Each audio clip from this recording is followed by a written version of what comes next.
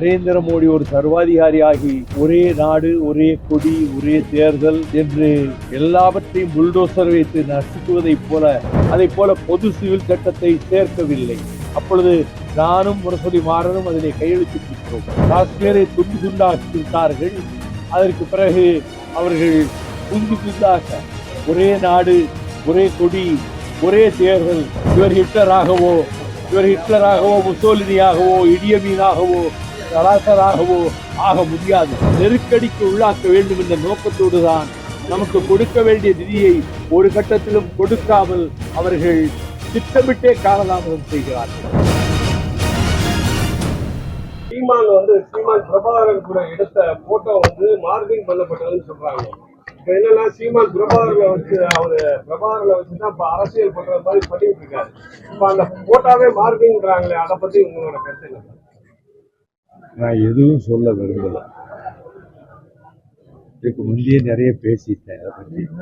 இப்போ உள்ள கான்ட்ரவர்சியில நான் எதுலையும் தலையிட்டு சொல்ல விரும்பல.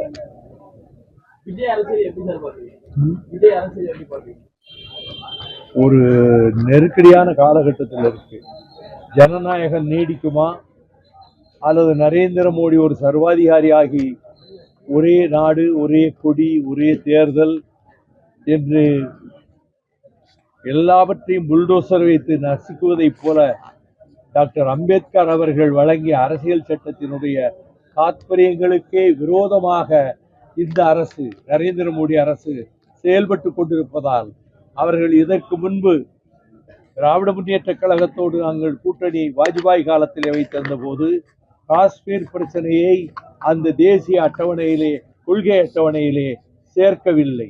அதை போல பொது சிவில் சட்டத்தை சேர்க்கவில்லை.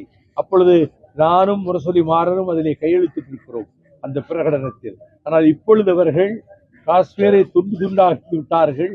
அதற்கு பிறகு அவர்கள் புதிதாக ஒரே நாடு, ஒரே கொடி, ஒரே தேர்தல் என்று சொல்வதன் மூலம் ஒரே மொழி, இந்தியும் சமஸ்கிருதமும் தான் என்ற முறையிலே அவர் எடுத்து வைக்கின்ற ஒவ்வொரு அடியும் சர்வாதிகாரத்தை நோக்கித்தான் இந்தியாவை கொண்டு செல்ல முயற்சிக்கிறார்.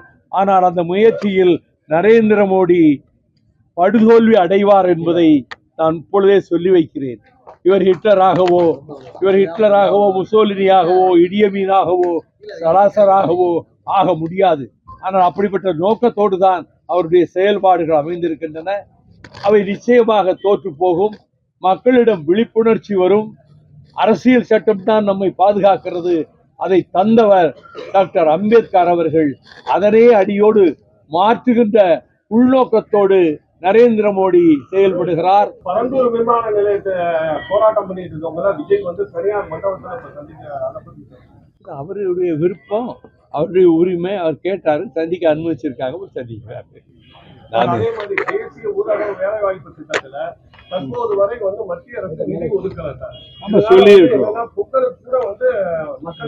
மத்திய அரசு மாநில அரசை திராவிட மாடல் அரசு நடத்துகின்ற அன்பு சகோதரர் தளபதி ஸ்டாலின் அரசை நெருக்கடிக்கு உள்ளாக்க வேண்டும் என்ற நோக்கத்தோடு தான் நமக்கு கொடுக்க வேண்டிய நிதியை ஒரு கட்டத்திலும் கொடுக்காமல் அவர்கள் திட்டமிட்டே காலதாமதம் செய்கிறார்கள். இது போன்ற செய்திகளை மேலும் தெரிந்து கொள்ள எங்களது யூடியூப், ஃபேஸ்புக் மற்றும் ட்விட்டர் ஆப்களை சப்ஸ்கிரைப் செய்யவும்.